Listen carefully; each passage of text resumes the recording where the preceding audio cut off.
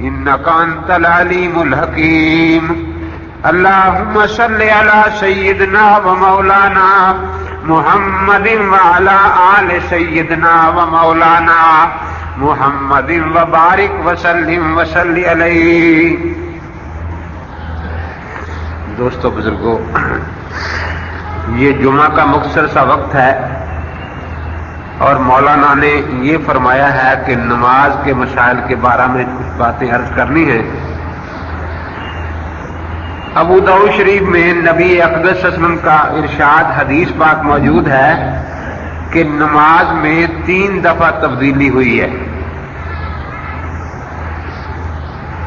نماز سب سے پہلی بات تو یہی ہے کہ قرآن پاک جو اللہ تبارک و تعالیٰ کی کتاب ہے، اس کے بارے میں ہمارا عقیدہ یہ ہے کہ یہ قرآن پاک الفاظ ہیں اور حضرت محمد رسول اللہ صلی اللہ تعالی علیہ وسلم اسی قرآن پاک کی چلتی پھرتی عملی تفسیر تھے۔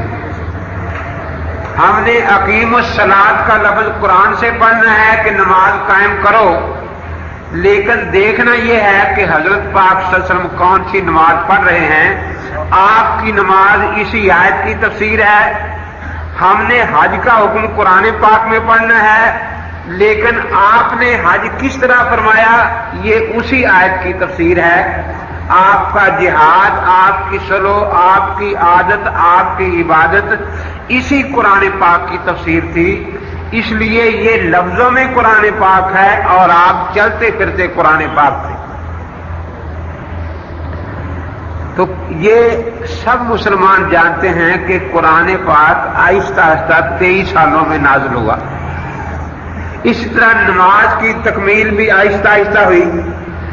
مثال کے طور پر پہلے انبیاء علیہ السلام جو تھے ان کا قبلہ بیت المقدس تھا، تو ابتدا میں مسلمان بھی پہلے نبیوں کی شریعت کے مطابق بیت المقدس کی طرف منہ کر کے نمازیں پڑھتے رہے۔ اس کا حکم قرآن پاک میں نہیں آیا تھا، لیکن یہ پہلے نبیوں کا طریقہ چلا آ رہا تھا، اسی لیے نبی اقدس صلی اللہ علیہ وسلم اور آپ کے صحابہ پہلے نبیوں کے طریقے پر بیت المقدس کی طرف منہ کر کے نماز پڑھتے رہے۔ پھر اللہ تبارک و تعالی نے آیت نازل فرما دی فَوَلِّ وَجْهَكَ شَطْرَ الْمَسْجِدِ الْحَرَامِ۔ اب مسجد حرام کی طرف منہ کر کے بیت اللہ شریف کی طرف منہ کر کے نماز پڑھی جائے تو پہلی بات جو تھی وہ ختم ہو گئی، اور اس کے بعد آج تک مسلمان بیت اللہ شریف کی طرف منہ کر کے نماز ادا کر رہے ہیں۔ اسی طریقے سے نماز کے جو مسائل تھے، اس میں پہلے اہل کتاب میں یہ مسئلہ تھا کہ وہ نماز بھی پڑھتے تھے، کوئی ضرورت پیش آتی تو باتیں بھی آپس میں کر لیتے تھے۔ اسی لیے بعض احادیث میں ملتا ہے کہ صحابہ نماز میں باتیں کر لیا کرتے تھے۔ پھر قرآن پاک کی آیت کریمہ نازل ہوئی قوموا للہ قانتین، اور بخاری شریف میں ہے حضرت زید بن ارقم رضی اللہ تعالیٰ عنہ سے کہ ہمیں پھر نماز میں باتیں کرنے سے روک دیا گیا۔ تو یہ بھی اصل میں اہل کتاب کا طریقہ تھا۔ اسی طریقے سے چونکہ نماز کے مسائل آہستہ آہستہ آئے اور آپ پر ایمان لانے والے صحابہ 2 طرح کے ہیں، ایک وہ جو ہمیشہ آپ کے ساتھ رہے، اور ایک وہ جو دوسرے علاقوں سے آئے، تشریف لائے، مسلمان ہوئے، چند دن حضرت پاک کی خدمت میں رہے، پھر اپنے علاقے میں تشریف لے گئے۔ احادیث میں جو اختلاف پیدا ہوا وہ اصل میں ان آنے جانے والے صحابہ کی وجہ سے پیدا ہوا کہ وہ جو کچھ حضرت کو 5ویں سال مثلا کرتے دیکھ گئے وہی جا کر اپنے علاقے میں بیان کرتے رہیں گے، دوسرے 7ویں سال تشریف لائے وہ وہی بیان کرتے رہیں گے۔ نہ تو وہ زمانہ ریڈیو کا تھا کہ جناب نبی اقدس صلی اللہ علیہ وسلم 4 بجے کی خبروں میں اعلان فرما دیں کہ اے میرے یمن والے ساتھی، جب تم یہاں آئے تھے تو مسئلہ یوں تھا، اب مسئلہ یوں ہو گیا ہے۔ نہ وہ اخبار کا زمانہ تھا کہ پیچھے اخبار پہنچ جائے چھپ کر کہ بھئی اب حالات ایسے نہیں۔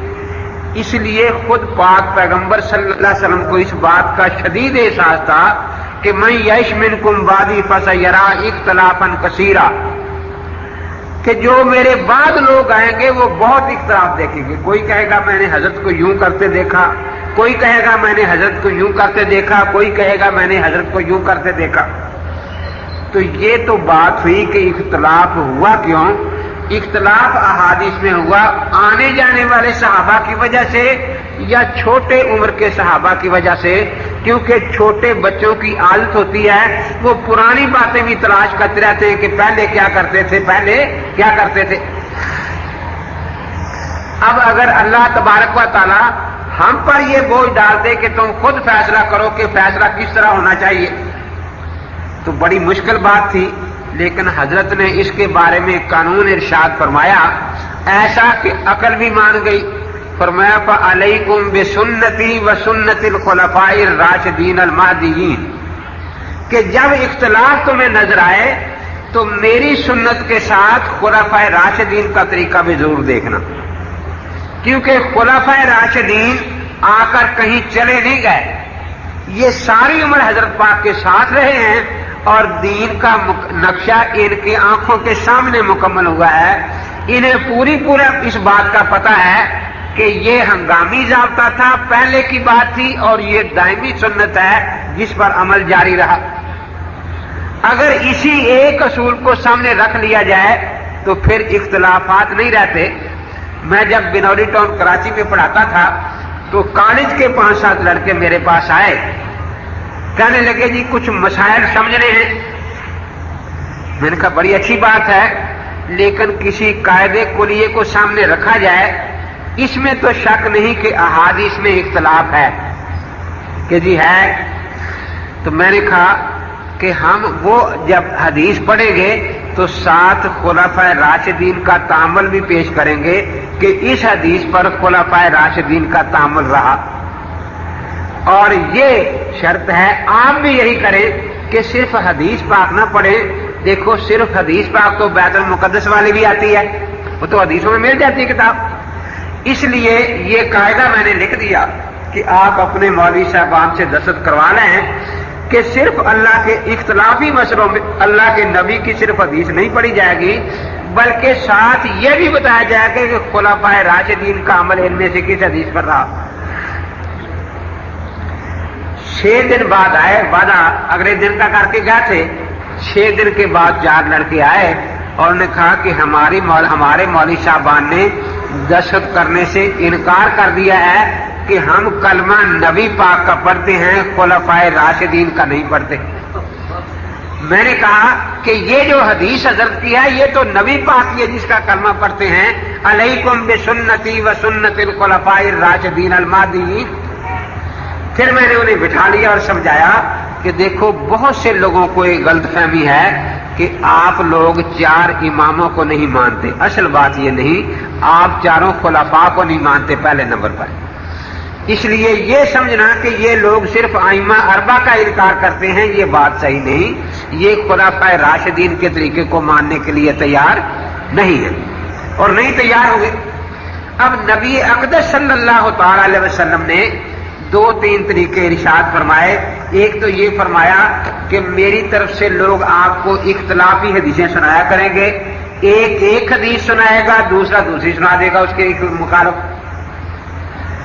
तो उस वक्त क्या करना है कि जो हदीस किताबुल्लाह शरीफ के मुआफिक हो उसको लेना है। मसलन एक ने आपको हदीस सुनाई कि अल्लाह के पाक पैगंबर सल्लल्लाहु अलैहि वसल्लम और सहाबा बैतुल मुकद्दस की तरफ मुंह करके नमाज पढ़ते थे। दूसरे ने सुनाई कि बैतुल्लाह शरीफ की तरफ मुंह करके नमाज पढ़ते थे। अब कुरान पाक की जो आयत है फवल्ले वजह का शतल मस्जिदिल हराम, ये इसके साथ मिली ना। तो फरमाया कि जो हदीस इख्तिलाफी हदीसों में किताबुल्लाह और मेरी सुन्नत और आदत के मुआफिक होगी उसको अपनाना है, वो मेरी तरफ से होगी। और जो किताबुल्लाह या मेरी सुन्नत के खिलाफ होगी वो मेरी तरफ से नहीं हो सकती। आपकी तरफ से ना होने का क्या मतलब है?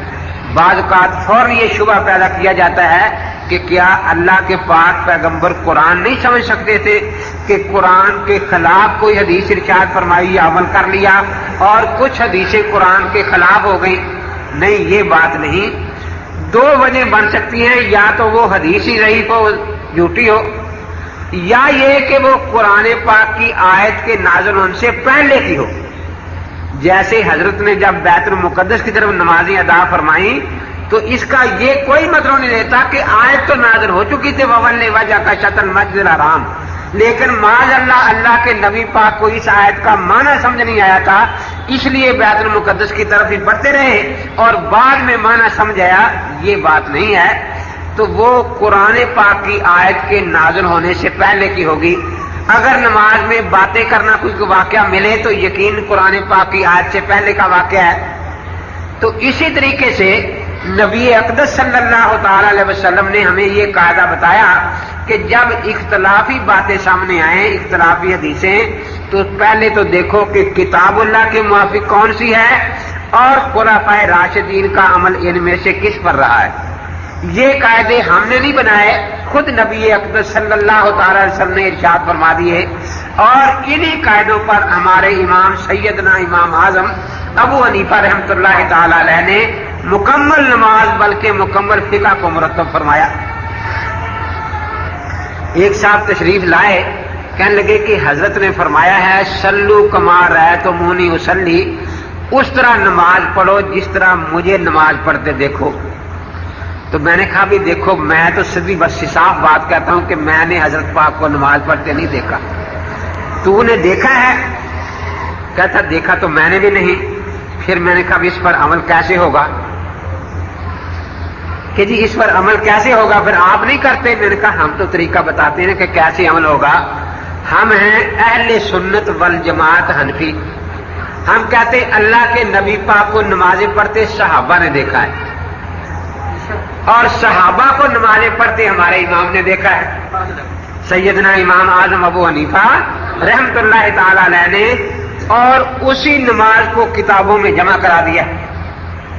इसलिए हमारी नमाज जो है वो तो यकीन वही है जो इसी तरीके पर है, सल्लू कमा रअयतुमूनी उसल्ली। मुझे कहने लगा कि ये फिक़ह की किताबें तो बाद में लिखकर इमाम अबू हनीफा के जिम्मे लगा दी गई हैं। एक किताब उसके पास थी कि कदूरी 200 साल बाद लिखी गई, हिदाया 300 साल बाद लिखी गई, फलां किताब इतने 100 साल बाद लिखी गई। ये देखो कितनी तहकीक के साथ मौलवी साहब ने लिखा है कि ये किताबें इमाम अबू हनीफा रहमतुल्लाह अलैह ने देखी भी नहीं। मैंने कहा आप भी कुछ पढ़े हुए हैं या नहीं? यदि मैं पढ़ा हुआ हूं। मैंने कहा इमाम आज़म अबू हनीफा रहमतुल्लाह के शागिर्दों में काजी अबू यूसुफ रहमतुल्लाह अलैह और इमाम मोहम्मद का नाम सुना कभी कि जी वो उनके शागिर्द थे? मैंने कहा जो किताबें उन्होंने लिखी थी वो यहाँ क्यों दर्ज नहीं की इस फहरिस्त में? आकर जो किताबें इमाम मोहम्मद रहमतुल्लाह तआला अलैह की हैं वो किताबें इमाम अबू हनीफा के पास जो बैठकर लिखी हैं वो इस फहरिस्त में जो असल माखज़ और असल किताबें हैं वो क्यों नहीं इसमें आई? अब वो सोचने लगा कि ये तो वाकई किसी ने ज्यादती की है कि वो किताबें क्यों नहीं लिखी, कि वो मौलवी साहब ने कहा है कि ये अजमियों की साजिश थी। मैंने कहा ना काजी अबू यूसुफ अजमी थे, ना इमाम मोहम्मद बिन हसन शहबानी अजमी थे, इसलिए ये अजमियों की साजिश नहीं है।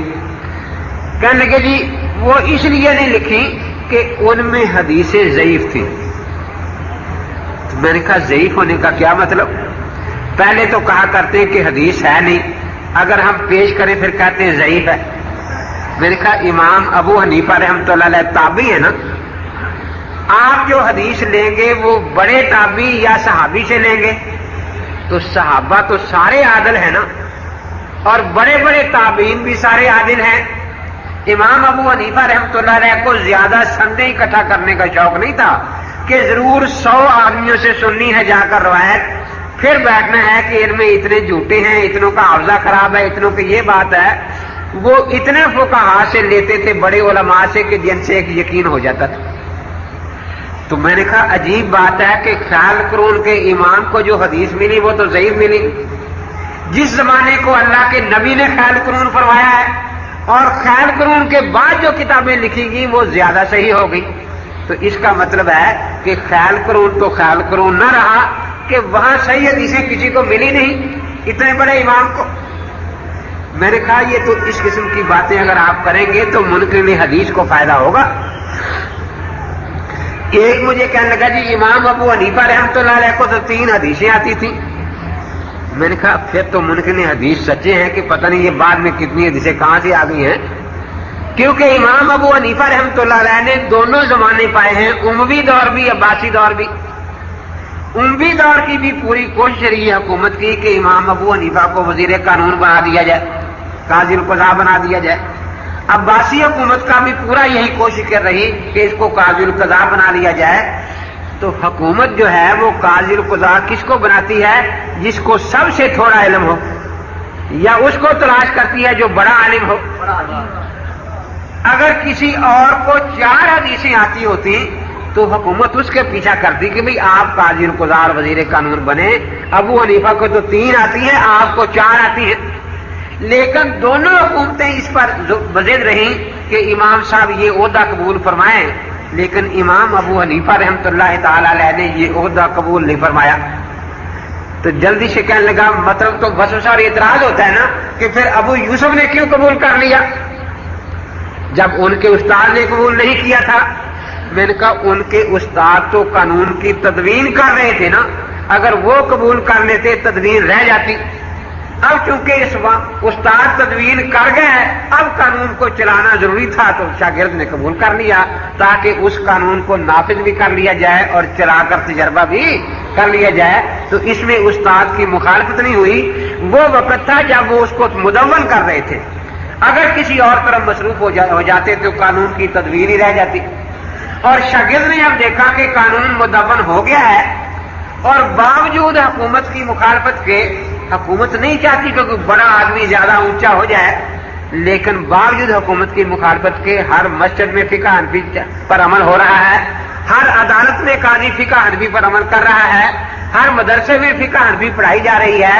اب حکومت کو پھر جھکنا پڑا کہ جب فقہ حنفی ہر عدالت میں، ہر مسجد میں، ہر مدرسے میں، ہر گھر میں اپنی جگہ بنا چکی ہے، تو اس کی سرپرستی کے لیے امام ابو حنیفہ کے شاگرد کو ہی قاضی القضاء بنایا جائے. چنانچہ قاضی ابو یوسف رحمۃ اللہ تعالی علیہ کو پھر یہ عہدہ عطا فرمایا گیا. اب سب سے بڑی چیز ہے ایمان کے بعد اللہ کی عبادت اور نماز. اللہ تبارک و تعالیٰ فرماتے ہیں اقیم الصلاۃ لذکری، نماز میری یاد کے لیے قائم کرو. اس لیے علماء کا اس بات پر اتفاق ہے کہ نماز جو ہے یہ بدنی اور زبانی عبادت کا مجموعہ ہے. اس میں آپ کوئی حرکت کرتے ہیں تو اس کے ساتھ کوئی ذکر بھی ہوتا ہے، کوئی ذکر کرتے ہیں تو ساتھ حرکت بھی ہوتی ہے. اس لیے یہ دونوں کی جامع ہے. دیکھو سب سے پہلے ہم دونوں ہاتھ اٹھاتے ہیں تو ساتھ اللہ اکبر کہتے ہیں. صرف یوں ہاتھ اٹھا لینا یہ لغت کے اعتبار سے تو رفع ذہن ہے کہ ہاتھ اٹھا لیے، لیکن یہ شرعی رفع ذہن نہیں. شرعی عبادت جب بنے گی کہ اس کے ساتھ اللہ کا نام آ جائے اور ہم ہاتھ اٹھا کر ساتھ کہیں اللہ اکبر. تو جو بغیر تکبیر کے رفع ذہن ہے وہ لغوی رفع ذہن ہے، اور جو تکبیر کے ساتھ رفع ذہن ہے یہ شرعی رفع ذہن ہے. الحمدللہ ہم شرعی رفع ذہن کرتے ہیں. تکبیر تحریمہ میں کرتے ہیں تو اللہ اکبر ساتھ کہتے ہیں یا نہیں کہتے؟ وتر میں قنوت کے وقت کہتے ہیں، ہاتھ اٹھاتے ہیں تو ساتھ اللہ اکبر کہتے ہیں یا نہیں کہتے؟ عیدین کی تکبیروں کے ساتھ رفع ذہن کرتے ہیں تو ہر رفع ذہن کے ساتھ تکبیر موجود ہے نا اللہ اکبر. تو یہ وہ تکبیر رفع ذہن ہے جس میں ایک خوبی تو یہ ہے کہ یہ عبادت ہے کہ ہاتھ اٹھانے کے ساتھ اللہ کا ذکر بھی اس میں شامل ہے. دوسرے یہ کہ دنیا کی کسی حدیث کی کتاب میں ان کے خلاف کوئی حدیث نہیں. پہلی تکبیر کے وقت حضرت کا رفع ذہن نہ کرنا دنیا کی کسی کتاب میں یہ روایت موجود نہیں کہ آپ نہیں کرتے. وتر کی قنوت کے ساتھ آپ تکبیر نہیں ساتھ اس کا کرنی ہے. ایک تو یہ کہ چھوٹے رافضی اور بڑے رافضی آتے ہیں تو وہاں اللہ اکبر نہیں، وہ اللہ اکبر تو رکوع جانے کے لیے ہے. اس لیے اس کو تکبیر انتقال کہتے ہیں کہ کھڑے ہو کر اللہ کا لفظ شروع کرنا ہے اور گھٹنوں پر ہاتھ رکھ کر راہ کو ختم کرنا ہے. تو ان کو تکبیر انتقالات کہتے ہیں. अब अगर कोई आदमी गलती से यहाँ रुकू से पहले हाथ उठाकर अल्लाह अकबर कह ले और फिर बगैर अल्लाह अकबर कहते हुए रुकू में जाए तो गोया उसने तकबीर का वो मौका बदल दिया जो अल्लाह के रसूल ने रखा था। इसी को कहते हैं युहर्रिफून अल कलिमा अम मवाज़िही। और अगर वो बगैर अल्लाह अकबर के यूं हाथ मार के फिर रुकू में चला जाए तो फिर ये वही है जिसको हजरत ने घोड़ों की दुम्मे से तशबीह दी है, क्योंकि घोड़े जब दुम्मे मारते हैं तो साथ अल्लाह अकबर बिल्कुल नहीं कहते, उसके साथ कोई जिक्र शामिल नहीं होता। तो वो रफ़ाई दैन जिसके साथ अल्लाह का जिक्र शामिल नहीं, वो घोड़ों की दुम वाली रफ़ाई दैन है। और छोटे रावजी और बड़े रावजी वही रफ़ाई दैन उसी पर जोर देते हैं। हम कहते हैं कि वो रफ़ाई दैन जिसके साथ अल्लाह का जिक्र और तकबीर शामिल है, ये इबादत है, क्योंकि कुरान में आता है आकिमिस्सलात अले ज़िक्री, मेरे याद के लिए मेरी नमाज अदा करो। अब अल्लाह हाथ भी उठाए अल्लाह के सामने और अल्लाह अकबर भी कहा, तो ये दोनों बातें जमा हो गई। हजरत अब्दुल्लाह बिन मसूद रजी अल्लाह ताला अन्हु, एक दिन मैं बैठा था तो एक साथी आए, आकर कहने लगे जी जरा सही बुखारी शरीफ निकालें। मैंने सही बुखारी शरीफ निकाल ली। कहते जी देखो रफ़ाई दैन की दो हदीसें हैं, एक हजरत अब्दुल्लाह बिन उमर रजी अल्लाह ताला अन्हु से और एक हजरत मालिक बिन हवैरस रजी अल्लाह ताला अन्हु से। मैंने कहा अच्छा है, इसका मतलब क्या है कि जी हजरत रफ़ाई दैन करते रहे? मैंने कहा हमेशा या कभी की? मैंने कहा देखो दो फिक्रों में बड़ा फर्क है। मूसा अलैहिस्सलाम नबी हैं, ये बात सच्ची है या झूठी है? और मूसा अलैहिस्सलाम आखिरी नबी हैं, ये बात भी सच्ची है झूठी है? अब दोनों बातों में फर्क है ना। अगर तो इतना है जितना हम मुसलमान मानते हैं कि कुरान में है मूसा अलैहिस्सलाम नबी हैं, ये बात तो है सच्ची। अगर कोई कहे कि कुरान में लिखा है कि मूसा अलैहिस्सलाम आखिरी नबी हैं, जैसा यहूदी कहते हैं, इसलिए उन्होंने फिर ईसा अलैहिस्सलाम को नहीं माना, तो ये बात यकीनन गलत है। तो मैंने कहा यहाँ इतना है कि हजरत ने रफ़ाई दैन की, या ये है कि हजरत आकर उम्र तक रफ़ाई दैन करते रहे? कहने के जी यहाँ इतना है कि रफ़ाई दैन की, लेकिन छोड़ने का जिक्र भी तो नहीं है ना, अगरचे करने का जिक्र भी हमेशा के लिए नहीं है। तो मैंने कहा इस हदीस में खामोशी है, ना आकर उम्र तक करने का जिक्र है, ना इस हदीस में छोड़ने का जिक्र है। कहते जी फिर आप बुखारी शरीफ को छोड़कर फिका की किताबों पर अमल करते हैं? मैंने कहा नहीं, हदीस पर अमल करते हैं। मैंने नसाई शरीफ उठाई, मैंने कहा ये नसाई शरीफ हदीस की किताब है फिका की? कहते हैं हदीस की। मैंने कहा सियासता में शामिल है? कि जी बिल्कुल शामिल है। मैंने कहा लिखने वाला भी शाफी है? कि जी लिखने वाला भी शाफी है। मैंने कहा देखो इमाम बुखारी का शागिर्द है ये, इन्होंने ये हदीसें दोनों लिखी हैं जो इमाम बुखारी लाए हैं, सफा 158 जिल्द 1 पर, और दोनों लिखने के बाद बाब दिया है, बाब तर्क ज़ालिका, कि इस रफ़ाई दैन के छोड़ देने का बयान। और उसके बाद हजरत अब्दुल्लाह बिन मसूद रजी की हदीस लाए हैं कि हजरत अब्दुल्लाह बिन मसूद रजी अल्लाह ताला अन्हु ने ये फरमाया कि आओ मैं तुम्हें अल्लाह के पाक पैगंबर वाली नमाज दिखाऊं। ये कहां फरमाया? किसी जंगल में जहां और कोई जानने वाला बैठा नहीं था? नहीं, मस्जिद आज़म कूफा में, जहां तकरीबन 1500 सहाबा पहुंचे हैं। फिर ये अहले कूफा, कोई ये नहीं कहता कि इनका मक्के मदीने से ताल्लुक कटा हुआ था, ये भी आते जाते रहते थे हज करने के लिए। मक्के मदीने वाले लोग भी यहाँ आते रहते थे, वो आकर इनको नमाज पढ़ते देखते थे, ये वहां जाकर उनको नमाजें पढ़ते देखते थे। तो ऐसी जगह बैठकर फरमाया आओ अल्लाह के नबी पाक वाली नमाज तुम्हें बताऊं। आपने पहली तकबीर के वक्त दोनों हाथ उठाए तकबीर के साथ, और उसके बाद फिर पूरी नमाज में कहीं हाथ नहीं उठाए। तो मैंने कहा कि ये हदीस की किताब है। इसी तरह तिरमिज़ी में रफ़ाई दैन के बाद तर्क की रिवायत है। इसी तरह अबू दाऊद में रफ़ाई दैन के बाद छोड़ने की हदीस मौजूद है। तो मैं फिका से नहीं, सियासता की 3 किताबें तेरे सामने रख रहा हूं। अब आपसे ये कहता हूं कि आप सियासता से सिर्फ एक किताब मेरे आगे रखें, کہ جس میں چھوڑنے کا ذکر پہلے ہو حدیث کہ پہلے نہیں کرتے تھے بعد میں کرنے والی حدیث آئی ہو تاکہ شبہ پڑے کہ شاید بعد میں کرنے لگ گئے ہوں گے. تو یہ 3 کتابیں ہم پیش کر رہے ہیں آپ کے سامنے. آپ اس بتائیں کہ جب دوسری حدیث میں چھوڑنے کا ذکر آ گیا تو چھوڑ دینی چاہیے یا نہیں چھوڑ دینی چاہیے. پھر میں نے اسی نسائی شریف میں اس کو سجدے کی رفع دین کا باب دکھایا کہ دیکھو یہاں سجدے کی رفع دین کرنے کا ذکر ہے, آگے اس کے چھوڑنے کا باب ہے. پھر تکبیر تحریمہ والا باب دکھایا کہ یہاں رفع دین کرنے کا باب ہے, چھوڑنے کا باب کوئی نہیں.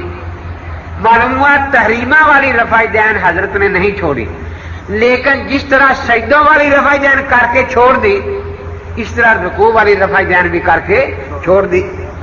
اب یہ بات بڑی عام فہم تھی, بار بار میں اس سے پوچھتا تھا کہ یہ حدیث کی کتابیں ہیں یا فقہ کی کتابیں. کہتا حدیث کی ہیں. کہتا اچھا جی 3-4 تھے چلے گئے. 3-4 دن کے بعد آئے اور نسائی لے کر آئے جس پر مولوی عطا اللہ حنیف کا حاشیہ تھا.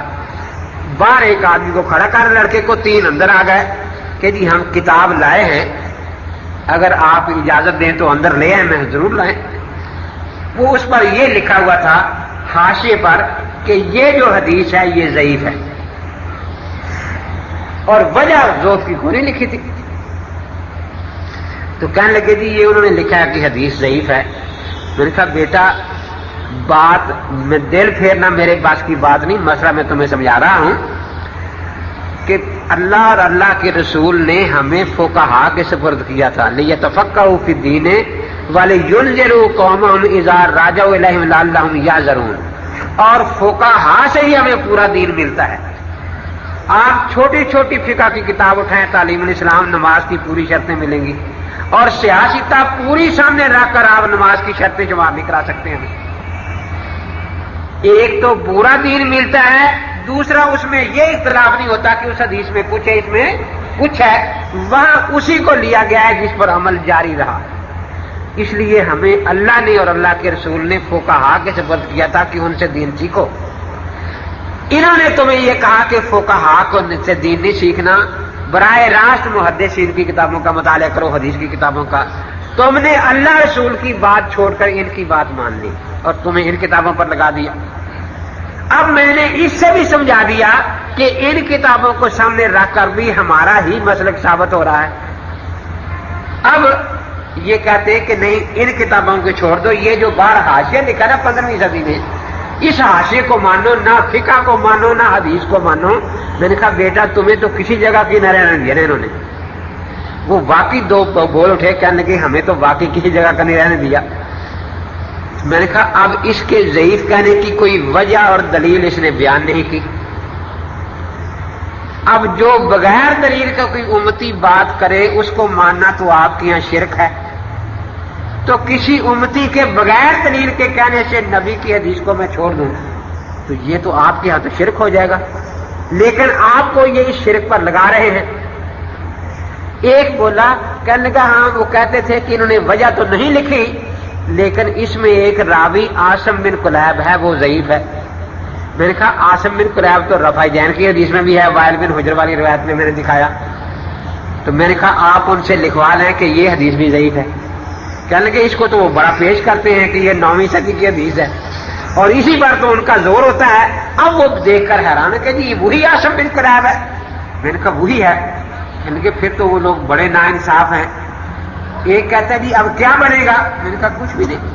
کہ جی کیا ہوگا, یہ راوی ادھر بھی آ گیا ہے ادھر بھی آ گیا ہے. میں نے کہا ہمارا مذہب اتنا مضبوط ہے الحمدللہ, میں تمہیں حق دیتا ہوں اس راوی کو سچا مان لو گے تو بھی ہمارا مذہب ثابت ہوگا, اس راوی کو جھوٹا مان لو گے تو بھی ہمارا مذہب ثابت ہوگا. ہمارا مذہب تو اتنا مضبوط مذہب ہے. وہ بڑے حیران ہوئے کہ دونوں طرح ثابت ہوگا. میں نے کہا دونوں طرح ثابت ہوگا. کہ جی وہ کیسے. میں نے کہا اگر یہ راوی جھوٹا ہے تو رفع دین کرنے کی حدیث بھی جھوٹی ہو گئی, نہ کرنے کی بھی جھوٹی ہو گئی. تو اصل تو پھر نہ کرنا ہے نا. آپ کہتے ہیں کہ 11ویں نہیں دینی چاہیے کیونکہ نہ دینے کی حدیث ہے نہ دینے کی حدیث ہے, تو اصل تو نہ کرنا ہے نا. جب یہ دونوں جھوٹی ہو گئی تو ہمارا مذہب ترک رفع دین پھر بھی ثابت ہو گیا. اور اگر یہ راوی سچا ہے تو دیکھو اس نے باتیں دونوں بتا دی کہ حضرت نے رفع دین کی تھی پھر بتا دی کہ چھوڑ دی تھی تو ہم نے بھی چھوڑ دی. پھر میں نے انہیں سمجھایا کہ اگر یہ حدیث واقعی جھوٹی ہے معاذ اللہ جس طرح انہوں نے آپ کو بتایا ہے تو امام نسائی کے بارے میں اب آپ کیا کہتے ہیں جن کی کتاب سیاست میں شامل ہے. انہیں اچھی طرح پتا ہے کہ اللہ کے نبی کی طرف جھوٹی حدیث منسوب کر کے لکھنا اپنا ٹھکانہ دوزخ میں بنانا ہے. ایک تو انہوں نے جھوٹی حدیث لکھی پھر انہوں نے دو کے بعد لکھی اور ترک کا باب باندھ کر لکھی. سچی حدیثوں کو جھٹلانے کے لیے جھوٹی حدیث لکھ دینا یہ کتنا بڑا جرم ہے. تو کیا امام نسائی رحمۃ اللہ علیہ اس قابل رہ جائیں گے کہ ان کی کتاب کو حدیث کو کتاب کو سیاستہ میں شامل مانا جائے؟ تو 5 تو توبہ کر گئے, ایک زد میں اٹھ کے چلا گیا, کہتا جی آپ تو وسوسے ڈالتے ہیں. میں نے کہا جو وسوسے ڈالتے ہیں وہ آپ نے قبول کر لیے ہیں اور میں تو وسوسے نکالتا ہوں اور وہ آپ کو پسند نہیں ہے. تو مقصد یہی ہے کہ نبی اقدس صلی اللہ تعالی علیہ وسلم آپ کی جو نماز کا طریقہ, پھر میں نے ان کو یہ بھی سمجھایا. میں نے کہا دیکھو ہمارا رفع دین کا مسئلہ کتنا واضح اور صاف ہے. جس طرح ہمارا کلمہ توحید ہے لا الہ الا اللہ, ہم ایک اللہ کو مانتے ہیں باقی سب کی نفی کرتے ہیں نا. ہم ایک جگہ رفع دین کرتے ہیں باقی سب جگہ کی نفی کر رہے ہیں. اور ہم نے حدیث بھی وہ پیش کی جس میں ایک جگہ رفع دین ثابت باقی جگہ کی نفی. تو ہماری دلیل دعوے کے عین مطابق ہے. اسی طرح ہم بھی چاہتے ہیں کہ یہ بھی ہمیں ایسی حدیث دے کہ جو کرتے ہیں وہ بھی ہے, جو نہیں کرتے وہ بھی ہے, چھوڑنے والا بھی. تو یہ 4 رکعت میں 10 جگہ رفع دین کرتے ہیں. 4 رکوع ہوتے ہیں نا, 4 دونی 8 اور پہلی تیجت کے شروع میں کرتے ہیں. اور 18 جگہ نہیں کرتے کیونکہ 4 رکعت میں 8 سجدے ہوتے ہیں اور 8 دونی 16 پھر دوسری چوتھی رکعت کے شروع میں نہیں کرتے. تو جس طرح میں نے نفی اس بات دونوں دکھائے ہیں, یہ آپ کو کہتے ہیں ہمارے پاس کبھی کہتے 400 حدیثیں, کبھی کہتے 100, کبھی 50. صرف ایک حدیث, صرف ایک جس میں ان کا پورا دعویٰ ہو, 10 جگہ کا اس بات ہو, 18 جگہ کی نفی ہو اور ہمیشہ کا ذکر ہو, تو ہم مان لیں گے صرف ایک حدیث میں ہے. وہ لڑکے لکھ کر چلے گئے, بعد میں آئے 2 ہفتے بعد کہنے لگے جی ہم سارے پھرے ہیں, ہم تو خیر رفع دین چھوڑ چکے ہیں, لیکن وہ یہ پڑھ کر گالیاں دینا شروع کر دیتے ہیں اور ان کے پلے کوئی چیز نہیں. تو اس قسم کے چھوٹے چھوٹے وسوسے دے کر بھیجتے ہیں. ایک دن 2-3 آ گئے میرے پاس, کہنے لگے مولوی صاحب یہ جو بخاری شریف ہے اس کی حدیث کے خلاف کوئی بات کہے تو وہ مسلمان رہتا ہے؟ میں نے کہا کیسے؟ جی یہاں رفع دین کی حدیث ہے, متفق علیہ ہے بخاری مسلم میں, اور یہاں اس کے خلاف اور کوئی بات کہے. میں نے کہا آپ اس کو کیا کہتے ہیں؟ کہتے جی وہ تو بالکل بے دین آدمی ہے. میں نے کہا لکھوا لائیں اپنے مولوی صاحبان سے. وہ گئے, وہ کہتے لکھ کے نہیں دیتے, ہمیں لکھ کے نہیں دیتے. میں نے کہا چلو کسی سے لکھوا لاؤ, آخر اتنی بڑی بات ہے, کسی کو ہدایت ہو جائے کہ بے دین نہ کوئی بنے. ایک مولوی نے لکھ کے دیا کہ جو بخاری مسلم کی متفق حدیث کے خلاف کوئی بات کہے وہ پکا بے دین ہے. آ گئے تو میں نے کہا اب وہ بے دین ہے کون, یہ بھی پتا ہے آپ کو؟ کہنے لگے جی حنفی ہوں گے. میں نے کہا وہ تو بات کی بات ہے, معاذ اللہ امام بخاری بنیں گے. بڑے حیران ہو کر دیں وہ جی وہ کیسے؟ میں نے کہا متفق حدیث ہے لا یفعل ذلک فی السجود, کہ حضرت سجدوں میں رفع دین نہیں کرتے تھے. میں نے ترجمان کو پڑھایا, کہتے ٹھیک لکھا میں حدیث متفق ہے نا, اور یہ جو بخاری ہے رسالہ اس میں سجدے کی رفع دین کو سنت لکھا ہے. کہ عبد الرحمن بن مہدی کہتے ہیں ھذا من السنت, یہ رکوع اور سجدے دونوں کی رفع دین سنت ہے. میں نے کہا اب پتہ چلا کہ بخاری مسلم کی متفق علیہ حدیث جو ہے یہ خلاف سنت نماز بتاتی ہے ہمیں, اور یہ امام بخاری اس کو سنت لکھ رہے ہیں. تو جاؤ اپنے مولوی صاحبان سے کہو کہ یہ ان کے بارے میں لکھیں کہ معاذ اللہ یہ بے دین تھے, اگر بیٹھے بیٹھے گھر میں فتویٰ کام آ جائے تو پھر کسی اور کو دمکانے کی ضرورت نہیں رہتی. اب وہ جب گئے تو ان سے رسالے چھین لیے کہ دے دو یہ. اب جن میں بانٹے تھے بخاری کے رسالے وہ منتیں کرتے پھرتے ہیں, وہ رسالہ غلط چھپ گیا ہے, وہ ہمیں دے دو, وہ رسالہ غلط چھپ گیا ہے. تو مقصد یہ ہے کہ یہ نماز کی عبادت ہے تو تحریمہ کے ساتھ رفع دین کو ساری امت سنت کہتی ہے، اس میں سرے سے کوئی اختلاف ہے ہی نہیں، اور یہ شرعی رفع دین ہے کیونکہ اللہ کا ذکر ساتھ ہے۔ جو رفع دین بغیر ذکر کے تھی وہ عبادت نہیں تھی، عادت تھی، تو جب تک نماز میں عادتیں بھی چلتی رہی، باتیں کرنا مثلا عادت تھی نا، عبادت تو نہیں تھی، اس وقت تک ایسی رفع دین کی گنجائش رہی۔ لیکن جب نماز کو خالصی بات بنا لیا گیا، اس میں کسی قسم کی عادت باقی نہیں رکھی گئی۔ دیکھو نا، مثال سے سمجھیں، یہ مسجد جس وقت تعمیر ہو رہی تھی یہاں منو مٹی پڑی تھی، کشوں کا ساتھ کتنا کچھ پڑا تھا، لیکن جب مکمل ہوگی آپ اب یہاں مٹی برداشت کرتے ہیں، کوئی ایسی چیزیں پھینکی ہمارا تو آپ برداشت۔ اسی طرح جب نماز کی ابھی تعمیر ہو رہی تھی اس وقت اس میں عادات بھی شامل تھی، لیکن جب نماز کی تکمیل ہو گئی اب عادات باقی نہیں رہی۔ اس کے بعد اللہ اکبر، ہم ہاتھ اٹھاتے ہیں کانوں تک اور عورتیں ہاتھ اٹھاتی ہیں کندھوں تک۔ طبرانی شریف میں روایت موجود ہے، حضرت وائل بن حجر رضی اللہ عنہ فرماتے ہیں کہ حضور نے فرمایا اذا قمت الى الصلاۃ فارفع یدیک حذاء اذنیک والمرأۃ ترفع یدیہا الی ثدییہا۔ تو یہ اللہ کے نبی پاک نے فرق کر دیا کہ مرد کانوں تک ہاتھ اٹھائے اور عورت کندھوں تک ہاتھ اٹھائے۔ اب ہم نے دونوں حدیثیں مانی، کانوں تک ہاتھ اٹھانے والی بھی کندھوں تک ہاتھ اٹھانے والی بھی، اور دونوں پر ہمارے ہاں عمل ہو رہا ہے، لیکن پھر بھی کہتے ہیں کہ یہ اہل قیاس ہیں، اور جنہوں نے کانوں تک ہاتھ اٹھانے والی بالکل ہی چھوڑ دیا ہے وہ کندھوں تک ہی ہمیشہ ہاتھ اٹھاتے ہیں۔ جو دونوں حدیثوں پر عمل کرے کہتے ہیں یہ حدیث والے نہیں، اور جو ایک کو چھوڑ دے ایک پر عمل کرے وہ اپنے آپ کو اہل حدیث کہتے ہیں، حالانکہ دونوں حدیثوں پر عمل ہونا چاہیے، یہ نہیں ہونا چاہیے۔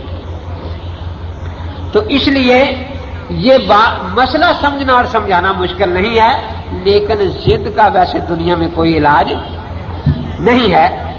اب اس کے بعد پھر ہم سبحانک اللہم پڑھتے ہیں، ہاتھ باندھتے ہیں ناک کے نیچے، کیونکہ حضرت علی کرم اللہ تعالیٰ عنہ فرماتے ہیں من السنت وضع الکف الی الکف تحت السرہ، کہ سنت طریقہ نماز کا یہ ہے کہ ہتھیلی پر رکھ کر ناک کے نیچے ہاتھ باندھے جاتے ہیں، اور مستورات کے لیے چونکہ پردے کی اہمیت ہے اس لیے سیاہ میں صاف لکھا ہے کہ امت کا اجماع ہے کہ عورتیں سینے پر ہاتھ باندھیں، تو وہاں بھی ہم نے حدیث بھی مانی اور اجماع کو بھی مانا۔ لیکن ان کا طریقہ کیا ہوتا ہے، وہ لڑکے جو پڑھتے ہیں میرے پاس تو بعض بڑے ذہین سے ہوتے ہیں نا، شرارتی بھی ہوتے ہیں، تو کراچی میں پڑھتے تھے، ایک لڑکا وہ چلا گیا ان کی مسجد میں، جماعت ہو چکی تھی، کوئی آدمی اکیلے نمازیں پڑھ رہے تھے، ایک نوجوان نماز پڑھ رہا تھا، یہ اس کے ساتھ بیٹھ گیا، اس نے سلام پھیرا، اس نے اس کو السلام علیکم کہا، وعلیکم السلام، کہا کہ کیا حال ہے، اللہ کا شکر ہے، کہ آپ کے ابا جی زندہ ہیں؟ ہاں ہاں، کیا بات ہے؟ کہ ویسے ہی میں نے پوچھا کہ آپ کے ابا جی زندہ ہیں؟ کہ ہاں زندہ ہیں۔ کہ یہیں رہتے ہیں یا کسی باہر کے ملک میں گئے ہوئے ہیں؟ کہ یہیں رہتے ہیں، کیا بات کیا ہے؟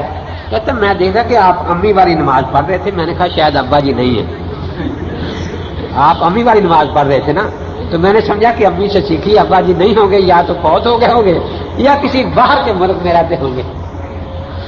اب جیسے ان کو سنا کہ حدیث ہے بخاری میں ہے، بخاری میں، کہ چلو میرے ساتھ دکھاؤ بخاری میں کہاں ہے، پوری سیاست میں کہیں نہیں ہے یہ۔ وہ لے کر مولوی صاحب کے پاس چلا گیا، مولوی صاحب نے اسے کہا کہ یہ شرارتی لڑکا ہے، یہ نیو ٹاؤن سے آیا ہے۔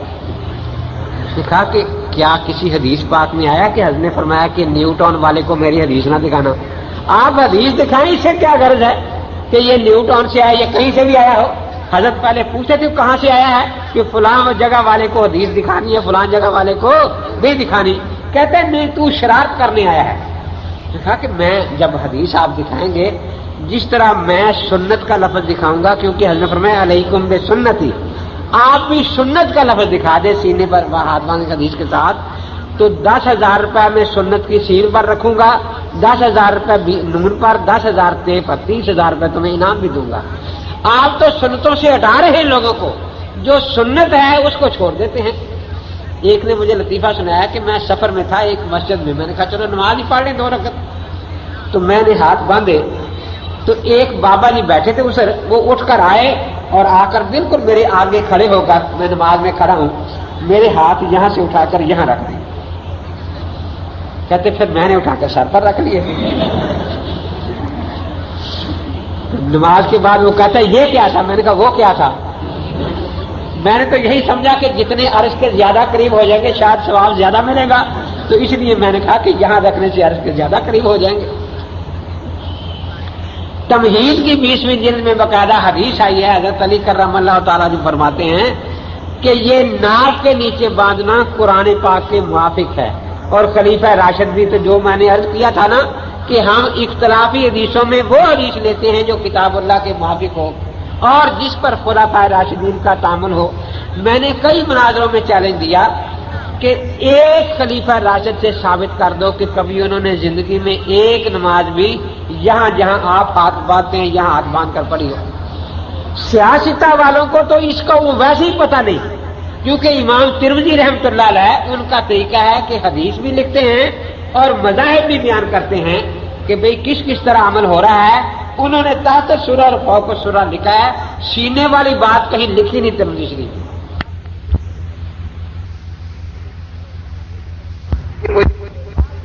معنی میں یہ بات لوگوں نے شروع کی ہے. اس کے بعد ہم سبحانک اللہم پڑھتے ہیں. اب یہ ان کی کوشش ہوتی ہے کہ سنتیں مٹتی ہی چلی جائیں. یاد رکھیں سنت کہتے ہیں آپ کی مبارک عادت کو.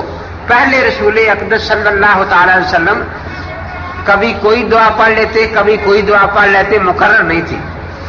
لیکن بعد میں جب یہ آیت کریمہ نازل سب بھی حمد رب کا ہی نہ تقوم، تو پھر آپ نے حکم دیا کہ سبحانک اللہم پڑھا کرو. آپ کے بعد چاروں خلفاء بھی سبحانک اللہم نہیں پڑھتے تھے. یہی عادت آگے جاری رہی، چاروں امام بھی اسی کے قائل ہیں. اور اس کے سنت ہونے میں کسی امام نے کسی مجتہد نے اختلاف نہیں کیا. لیکن غیر مقلد کہتے ہیں کہ یہ چھوڑ دو، اللہم باعث بیانی پڑھا کرو. سنت سے غرض نہیں کہ جی بخاری میں آ گئی ہے نا اس لیے ہم وہ پڑھیں گے. اس کے بعد پھر ہم سورہ فاتحہ پڑھتے ہیں، اس کے بعد کچھ سورت پڑھتے ہیں. یہاں یہ بڑا جھگڑا کرتے ہیں، کہنے لگے جی ایک آیا، میں لال کان میں بیٹھا تھا تو ایک ادھر سے بولے لا صلاۃ الا بفاتحۃ الکتاب، ایک ادھر سے بولے باتیں اور ہو رہی ہے کسی کے ساتھ، بس وہ سنا رہے ہیں گویا حق تبلیغ ادا ہو رہا ہے، لا صلاۃ الا بفاتحۃ الکتاب. ایک ادھر سے بولے، میں نے کہا بھی بات کر رہے ہیں وہ کر لینے دو. کہ نہیں جی پہلے حدیث کی بات. میں نے کہا اچھا، تو میں نے کہا فرمائیں کیا حدیث ہے کہ لا صلاۃ الا بفاتحۃ الکتاب. میں نے اس کا کیا معنی ہے کہ فاتحہ کے بغیر نماز نہیں ہوتی. میں نے کہا بڑی اچھی بات ہے، آپ کتنی نمازیں پڑھتے ہیں روزانہ؟ 5 جی 5. میں نے کہا فاتحہ 5 ہی دفعہ پڑھتے، 6ٹھی دفعہ تو نہیں پڑھتے کہیں، کیونکہ فاتحہ کے بغیر نماز نہیں ہوتی نا. جلدی سے کہنے لگے نہیں جی ہر رکعت میں پڑھتے ہیں، کوئی رکعت فاتحہ کے بغیر نہیں ہوتی. تو میں نے کہا یہ حدیث تو آپ کے کام نہ آئی نا، آپ وہ حدیث لائیں لا رکعت الا بفاتحۃ الکتاب جس میں یہ ہو کہ کوئی رکعت فاتحہ کے بغیر نہیں ہوتی. دیکھو آپ کا عقیدہ اور ہے کہ کوئی رکعت فاتحہ کے بغیر نہیں ہوتی، اور حدیث پڑھتے ہیں کہ کوئی نماز فاتحہ کے بغیر نہیں ہوتی. دیکھو اللہ کو جواب دینا ہے، خدا سے ڈرو، جو تمہارا اصل عمل اور عقیدہ ہے اس کے مطابق حدیث سناؤ. لا رکعت الا بفاتحۃ الکتاب. تو کھڑے ہو کر کہنے لگے کہ ہمیں پہلے لوگ منع کرتے تھے کہ وہاں نہ جانا، وہ شرارتی بہت ہے. میرے کا شرارت کیا ہے؟ اگر ہر رکعت میں فاتحہ تم پڑھے ہو یہ شرارت ہے تو شرارت تو تم کرتے ہو نا. پھر میں نے تو صرف پوچھ لیا ہے. ایک کہنے لگا جی اس حدیث کو چھوڑ کر فقہ کو ماننا چاہیے، حدیث کو ماننا چاہیے. میں نے کہا جھگڑا یہ یہاں ہے ہی نہیں کہ حنفی حدیث کو چھوڑتا ہے، جھگڑا اور ہے کہ جی کیا. میں نے کہا ہم پوری حدیث مانتے ہیں تم ادھوری مانتے ہو. اب جو پوری حدیث مانتا ہے کہتا ہے یہ حدیث کو نہیں مانتا، اور جو ادھوری مانتا ہے کہتا ہے جی میں اہل حدیث. کہ جی وہ کیسے؟ میں نے کہا اللہ کے نبی پورا دین سکھانے آئے تھے یا تھوڑا سا؟ کہ پورا. تو میں نے کہا قرآن پاک کی 114 سورتیں ہیں، اللہ کے پاک پیغمبر نے فرمایا لا صلاۃ لمن لم یقرأ بفاتحۃ الکتاب فصاعدا، فصاعدا میں 113 صورتوں کا حکم آ گیا اور فاتحہ میں 114ویں صورت، تو اللہ کے نبی پورا بتا کے گئے تھے اور انہوں نے 113 صورتوں کا حکم بلا دیا ہے، گرا دیا ہے۔ سارا جھگڑا اسی وجہ سے ہے۔ اگر اس حدیث کو پورا مان لیا جائے تو کوئی جھگڑا ہی نہیں۔ ہم دیکھو پورا مانتے ہیں، ہم کہتے ہیں فاتحہ بھی واجب، فرض نہیں ہے، رکن نہیں ہے، اور کچھ زائد بھی واجب، تو دونوں کو ایک درجے میں رکھا نا، واجب کا حکم دونوں جگہ بیان کیا۔ اسی طرح جب زائد کو بھی واجب مانا جائے گا تو اس میں مقدی شامل ہو سکتا ہی نہیں، کیونکہ کسی کے ہاں بھی امام مقدی پر فاتحہ کے بعد والی صورت واجب نہیں ہے۔ ایک جگہ قادیانیوں سے مناظرہ ہوا، اللہ تعالیٰ نے کامیابی دی۔ بعد میں میں نے دیکھا کہ ایک مولوی صاحب بغل میں مشکات سے اٹھائے پھر رہے ہیں، نماز ہی نہیں ہوتی، تمہاری نماز ہی نہیں ہوتی۔ اگر مرزائیوں نے حضور پاک کو چھوڑ کر مرزوں کو مان لیا ہے، تم نے نبی پاک کو چھوڑ کر ابو حنیفہ کو مان لیا ہے نا۔ دیکھو یعنی بالکل مرزائیوں کی باری باتیں کرتا تھا۔ اب میں کچھ جان چھڑانا چاہتا تھا، میں نے کہا کہ دیکھو مرزائیوں سے مناظرہ ہوا ہے، اس کا اب جھگڑے کا سارا فائدہ مرزائیوں کو پہنچے گا۔ وہ لوگ عوام کے ذہن میں ڈالیں گے کہ گویا مرزائیوں کا اختلاف بھی ایسا ہی ہے جیسے فاتحہ خلف الامام کا اختلاف ہے، آپس میں لڑتے ہیں، تو وہ تو کافر ہے نا۔ لیکن انہیں اس سے غرض نہیں کہ کافروں کو فائدہ پہنچتا ہے، اسلام کا نقصان ہے یا نہیں۔ آخر مجبور ہو گئے، میں ایک جگہ چائے پینے چلا گیا، وہ پیچھے آ گئے، 8-10 آدمی بیٹھے میں، چلو یہاں بات کر لیتے ہیں، کھولنے آپ کیا ہے آپ کے پاس۔ حدیث ہے جی، میں نے کہا پڑھیں بسم اللہ۔ لا صلاۃ لمن لم یقرأ بفاتحۃ الکتاب، یہ پڑھ کے ترجمہ کرنے کے مولوی صاحب ترجمہ نہیں ابھی کرنا، آگے کوئی لفظ آپ نے چھوڑا تو نہیں؟ جو چھوڑا ہے وہ بھی پڑھے۔ پھر جی ایک ہی چھوڑا ہے نا، میں نے کیوں چھوڑا ہے؟ وہ اگرچہ ایک ہے، اس میں 113 صورتوں کا حکم ہے، قرآن کی 113 صورتوں کا۔ اللہ کے پیغمبر نے جب پوری حدیث بیان کی، تم کیوں چھوڑتے ہو؟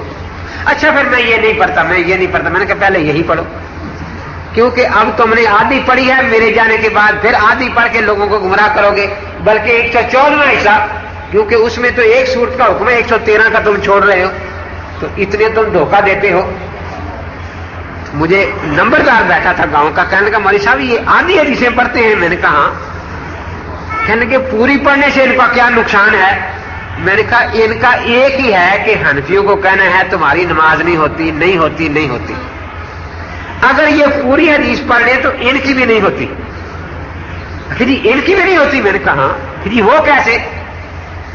میں نے کہا کہ اس کو مثال سے سمجھو، ایک آدمی کہتا ہے جو اللہ اور رسول کو نہ مانے وہ مسلمان نہیں۔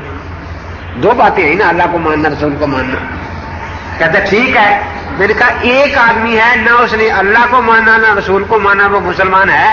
کہتے نہیں۔ میں نے کہا ایک نے اللہ کو مان لیا رسول کو نہیں مانا، وہ مسلمان ہے؟ کہ وہ بھی نہیں۔ میں نے کہا حدیث ہے کہ جو فاتحہ اور کچھ اور حصہ قرآن کا نہ پڑھے اس کی نماز نہیں ہوتی۔ اب ہمیں تو انہوں نے اس کیٹیگری میں رکھا کہ انہوں نے امام کے پیچھے نہ فاتحہ پڑھی ہے نہ سورت پڑھی، ہمیں بے نماز کہا۔ انہوں نے بھی فاتحہ پڑھی، سورت تو نہیں پڑھی نا، جیسے اللہ کو مان لیا رسول کو نہیں ماننا، تو بے نماز تو یہ بھی ہوگا نا۔ اس لیے اگر یہ پوری حدیث پڑھ لیں تو یہ بے نماز ہو جاتے ہیں۔ اب میں یہ پڑھتا ہی نہیں، آگے 2 ورق نکالے کہ جی اللہ کے پاک پیغمبر فجر کی نماز سے فارغ ہوئے اور فرمایا میرے پیچھے کچھ نہ پڑھا کرو مگر سورت فاتحہ، اس کے بغیر نماز نہیں ہوتی۔ بڑا اس نے ٹھہر کے ترجمہ کیا۔ اب میرے پاس کتابیں تو مرزے کی تھی، میں تو مرزے سے مناظرہ کرنے گیا ہوا تھا، نہ کوئی سند والی کتاب میں کسی راوی کا بتاؤں کہ اس میں یہ راوی صحیح نہیں ہے، اس کے پاس مشکات تھی، سند اس میں تھی نہیں۔ خیر جب اس نے روایت پڑھی، بڑے ٹھہر کے ترجمہ کیا، میں نے کہا ماشاءاللہ، اللہ کے نبی کی حدیث سن کر ایمان میں کیسی تازگی پیدا ہوتی ہے، جیسے خشک فصل کو پانی مل جائے۔ तो मैंने कहा मौलवी साहब ये झगड़े तो होते ही रहेंगे। साथियों से कहा जो बैठे थे कि भाई आपको काम तो होगा, जिम्मेदार लोग हैं, लेकिन आध घंटा फारग कर लें, आध घंटा अल्लाह के नबी पाक की हदीसें सुने, ये झगड़े तो होते ही रहेंगे। मैंने कहा सब तैयार है कि जी तैयार है। मैंने कहा जरा अगली हदीस भी सुना दे। अब अगली उसके खिलाफ थी, भाई जा करा फन से तू वो पढ़े ना। मैंने कहा भाई तू पढ़ दे, मैं लिख देता हूं कि नबी पाक की हदीस पढ़ने से तू काफिर नहीं हो जाएगा, पढ़ दे पढ़ दे। वो पढ़े ना, बड़ी मुश्किल से बिजान ने रवायत पढ़ी कि जब कुरान पढ़े इमाम तो तुम खामोश रहो। जब से कहता देखो फातिहा का लफ्ज नहीं आया, फातिहा का नहीं आया। मैंने कहा माना ये तो झगड़े की बातें बाद में देखेंगे, आप जरा आगे पढ़े अगली हदीस। अब अगली भी उसके खिलाफ थी, इन्नी यक़ूलु माली युनाज़िल कुरान, उसको ना पढ़े। बड़ी मुश्किल से कहा, मैंने कहा यार तुम तो कहते ये अहल हदीस है, ये तो हदीस पढ़ ही नहीं सकता, ये तो मरने लगा है हदीस के नाम से, पता नहीं इसको हो क्या गया है। अब वो बड़ी मुर्दा दिली से पढ़ना शुरू किया। मैंने कहा मर नहीं जा रहा, खुश होकर पढ़ नबी पाक की हदीस, अल्लाह के नबी की। तो उसने वो भी पढ़ी, कहा कि हाँ मना तो है, फातिहा का लफ्ज नहीं आया, फातिहा का नहीं आया। मैंने कहा इस वक्त हदीसें सुननी है, झगड़ा बाद में करेंगे। खैर वो पढ़ाते पढ़ाते मैं वहां ले आया। अम्मा आयशा रज़ी अल्लाह की हदीस थी कि हजरत पाक काना यस्तफ्तिहुल क़िराअत बिल्हम्दुलिल्लाहि रब्बिल आलमीन, अल्लाह के नबी पाक अलहम्द शरीफ से नमाज में इमाम बनकर किरात शुरू किया करते थे। जब यहां तक आ गए तो मैंने कहा दिल तो चाहता है सारा दिन ही हदीसें सुनते रहें, लेकिन आप लोगों को काम काज भी होते हैं। अब आप ईमानदारी से बताएं कि जो सुना है उससे आपने क्या समझा। कि जो पहली हदीस में आया था कि पढ़नी है पीछे, और बाद में आया कि नहीं पढ़नी, देखा कि उसमें फातिहा का लफ्ज था, इनमें फातिहा का लफ्ज नहीं आया। मैंने कहा इनमें क्या लफ्ज आया है, किरात का आया ना, किरात का, किरात फातिहा तो नहीं होती। मैंने लोगों से कहा कि भाई मुझे आपने खाम का धोखे में डाल रखा है कि ये आदमी अहल हदीस है, ये तो मुनकर हदीस है। अब मिशकात उससे मैंने लेके कहा देखो साफ है, यस्तफ्तिहुल क़िराअत आगे क्या है, वो कहे अल्हम्दुलिल्लाह रब्बिल आलमीन। तो मैंने कहा अल्हम्दुलिल्लाह रब्बिल आलमीन किरात है या नहीं। वो नंबरदार कहता है अन्य एक किरात है अल्हम्दुलिल्लाह रब्बिल आलमीन हदीस से। फिर मैंने 2 वर्ग पीछे उल्टे, वहां 3-4 हदीसें थी कि अल्लाह के नबी अबू बकर सिद्दीक, उमर फारूक, उस्मान गनी जब नमाज में इमाम बनते तो अल्हम्दुलिल्लाह रब्बिल आलमीन से किरात शुरू करते। मैंने कहा देखो ये भी किरात है। अब वो सारे कहे कि फातिहा किरात है। मैंने कहा इसको कहो कहे, ये नहीं कहेगा, ये तो हदीस को मानते नहीं, आप कैसे कहते हैं ये अहल हदीस, ये तो हदीस का मुनकर है। अब वो कहने लगे, नंबरदार मुझे कहने का अच्छा मौलवी साहब पता चला कि या तो ये आधी हदीस पढ़ते हैं या पहले जमाने की पढ़ते हैं, बाद वाली नहीं पढ़ते। तो मैंने फिर साहब मैंने कहा ये समझ रहे हैं। मैंने कहा भाई अगर पहले जमाने की हदीसें सुनानी है तो अपनी मस्जिद का मेहराब भी बैतुल मुकद्दस की तरफ कर लो, और नमाज में बातें भी किया करो। और ये पहले तो लोग मुता का शराब भी पीते थे, मस्जिद के साथ एक शराब खाना भी खोल लो ताकि लोग धोखे में न रहे और पता रहे कि ये पहले जमाने की चीजों पर अमल करने वाले हैं। अब वो नंबरदार मुझे कहने लगा मौलवी साहब इनका हमारे साथ इख्तलाफ है क्या, ये अल्लाह को नहीं मानते। कहते कौन कहता नहीं मानता, मानते हैं। अच्छा अल्लाह के रसूल पाक को नहीं मानते, कहते कौन कहता नहीं मानता, हम मानते हैं। मैंने कहा नंबरदार ये लोग यजीद को बड़ी गालियां देते हैं, जो है इसी का तरह का था। मैंने कहा वो अल्लाह को नहीं मानता था, ये मानता था। मैंने कहा अल्लाह के रसूल पाक को नहीं मानता था, कहते मानता था। मैंने कहा फिर लोग उसको क्यों गालियां देते हैं कि वो इमाम से लड़ा था। मैंने कहा ये भी इमाम से लड़ते हैं। अच्छा ये वो है। मैंने कहा हाँ ये वही है। कि देखो जी हमें तो ऐसी बातें समझ आती कि ये वो हैं। वो एक सैयद था, किसी बात पर मिरासी से नाराज हो गया और मिरासी को उसने पीटना शुरू कर दिया। अब वो मार रहा है मिरासी को, मिरासी बेचारा मार खा रहा है और यजीद को गालियां दे रहा है। लोग सारे हैरान कि मार तो सैयद रहा है और गालियां यजीद को दे रहा है। वो जब फारिग हुए तो उन्होंने पूछा कि भाई तुझे तो सैयद मार रहा था, तू गालियां यजीद को क्यों दे रहा था। देखा सैयद को गाली दे के काफिर होना था, आले रसूल है, उनका तो एहतराम वाजिब है। کہ یزید کو پھر گالیاں کیوں دے رہا تھا کہ اس کم وقت کو اس لیے دے رہا تھا کہ کم وقتہ منہ کالا کیا تھا تو سب کو مار جاتا، یہ چھوڑ گیا ہمیں پیٹنے کے لیے کچھ، جب منہ کالا کر دے لیا ایک دفعہ تو سب کو ختم کر کے جاتا نا، یہ کچھ چھوڑ گیا جو ہمیں پیٹتے ہیں، اس لیے کہتا اس کو گالیاں دے رہا تھا یزید۔ تو بات یہ ہے، دیکھیے اس کو آپ مثال سے سمجھیں کہ ایک ہے یہ اصل جو نماز ہے وہ یہی ہے، اللہ کی بارگاہ میں ہدایت کی درخواست کرنا، باقی جو رکوع سجدہ وغیرہ ہے یہ تو اللہ کے دربار کے سلام ہے۔ اب ایک آدمی اکیلا درخواست لے کر دربار میں جائے تو وہ اپنے کپڑے بھی دھوئے گا، تیاری کر کے جائے گا اور درخواست بھی لے جائے گا نا، اور اگر پورے محلے نے بجلی لگوانی ہو اور پورے محلے کی طرف سے درخواست ہو تو اگرچہ وہاں جو وفد جائے گا کپڑے وغیرہ سارے دھوئیں گے، تیاری سارے کریں گے، لیکن وہاں جا کر درخواست صرف ایک آدمی پیش کرے گا، باقیوں کے دستخط بھی کافی ہو جائیں گے۔ اب جب دستخط ہو گئے تو درخواست پورے محلے کی ہو گئی نا۔ امام جب فاتحہ پڑھتا ہے پچھلے آمین کہہ کر اس پر دستخط کر دیتے ہیں کہ یہ ہم سب کی طرف سے ہے۔ اب آپ درخواست پورے محلے کی لے کر جائیں اور پیش کر دیں، پھر ایک آدمی ادھر سے شور کر رہا ہے جی وہ سادے گھر بھی بجلی لا دینا، ایک ادھر سے شور مچا رہا ہے تو لوگ اس کو بیوقوف سمجھیں گے یا نہیں سمجھیں گے کہ بھئی جب سارے محلے کی طرف سے درخواست آ گئی ہے، اس لیے جب اکیلا نماز پڑھے گا وہ اپنی فاتحہ سورت پڑھے گا۔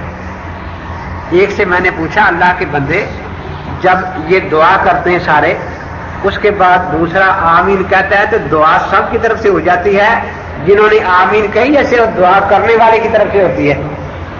کہتا جی سب کی طرف سے ہو جاتی ہے۔ تو میں نے کہا اسی لیے تو بعد میں آمین رکھی ہے تاکہ یہ سب کی طرف سے سمجھ لی جائے۔ عجیب بات ہے کہ فاتحہ کے بعد آمین ہے، اس میں تو لڑتے ہو کے پڑھنی چاہیے، جو بعد میں امام نے سورت پڑھی اس کے بعد آمین بھی کوئی نہیں کہتا، تو وہاں لڑنا چاہیے نا۔ اب وہ سوچنے لگا کہ جی تم بھی نہیں کہتے نا، میں نے کہا ہم تو کہتے ہیں، نہیں کہتے اسی لیے کہ ہمیں تو مسئلے کی سمجھ ہے، لیکن تم لوگ بے سمجھ ہو۔ کہیں گی کیسے؟ میں نے کہا یہ جو سورت فاتحہ تھی یہ بندے کی درخواست تھی اللہ کی بارگاہ میں بندوں کی، اس پر بندوں کے دستخط ہونے چاہیے سب کے، اور وہ جو فاتحہ کے بعد امام نے قرآن پڑھا ہے اس میں امام اللہ کا نمائندہ ہے، وہ اللہ کی طرف سے اس کا جواب دے رہے ہیں کہ یہ قرآن راہ ہدایت ہے۔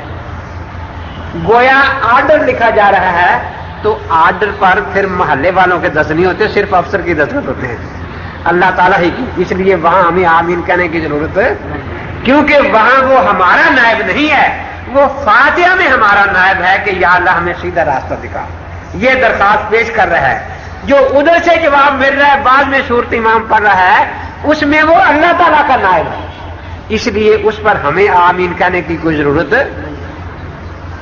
نہیں ہے۔ تو مقصد یہ ہے کہ یہ جو قرات خلف الامام کا مسئلہ ہے یہ بالکل واضح ہے، اور نسائی شریف نے تو مسئلے تقریباً سارے حل کر دیے۔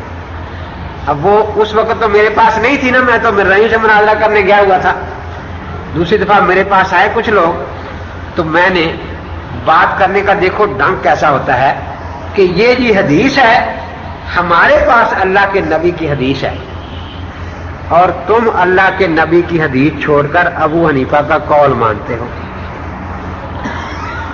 میں نے کہا یہ صلاۃ الرسول میں کس کس کتاب کا حوالہ ہے کہ جی ابو داؤد ترمذی نسائی کا، میں نے نسائی پہلے کھول لی، میں نے کہا یہ حدیث ہے، بہت خوش ہوئی، ہاں دیکھو حدیث ہے، حدیث ہے کہ امام میرے پیچھے کچھ نہ پڑھو مگر فاتحہ۔ کہتے جی یہ حدیث ماننی چاہیے یا ابو حنیفہ کی بات ماننی چاہیے؟ میں نے کہا اس حدیث کے آگے باقی ابو حنیفہ کا قول ہے، دیکھتے ہیں۔ میں نے کہا آگے تو ہے باب تعویل وَإِذَا قُرِئَ الْقُرْآنُ فَاسْتَمِعُوا لَهُ وَأَنصِتُوا لَعَلَّكُمْ تُرْحَمُونَ، یہ امام ابو حنیفہ کا فرمان ہے یا اللہ تعالیٰ کا فرمان ہے؟ کہ جی یہ تو اللہ کا فرمان ہے۔ تو میں نے کہا وَإِذَا قُرِئَ الْقُرْآنُ سے اتنا تو پتہ چلا کہ پڑھنے والا ایک ہوگا، خاموش رہنے والے زیادہ ہوں گے، لیکن نماز کا لفظ اس میں نہیں آیا۔ قُرِئَ مجہول کا صیغہ ہے، پیش باعث ہے، تو تو جس کی وضاحت لفظوں میں قرآن میں نہ ہو اس کی وضاحت کرنے کا پہلا خدا کے پاک پیغمبر کو ہے، کیونکہ الرحمن علم القرآن، اللہ نے خود قرآن اللہ کے پاک پیغمبر کو سکھایا اور سمجھایا ہے، اور ذمہ داری لی ہے انا علینا جمع ہوگا قرآن ثم انا علینا بیانا۔ اب اللہ کے پاک پیغمبر جب باجماعت نماز کا طریقہ سکھا رہے ہیں تو ہر جگہ اشتراک ہے، اذا کبر فکبروا، امام اللہ ہو تم بھی اللہ کہو، رکع فرکعوا سجدہ فسجدوا، لیکن یہاں تقسیم کر دی ہے کہ امام قرآن پڑھے تم خاموش ہو جاؤ، یا یہ نہیں فرمایا اذا قرأ فقرؤ کہ امام قرآن پڑھے تم بھی قرآن پڑھنا شروع کر دو، میں نے کہا یہ نہیں فرمایا۔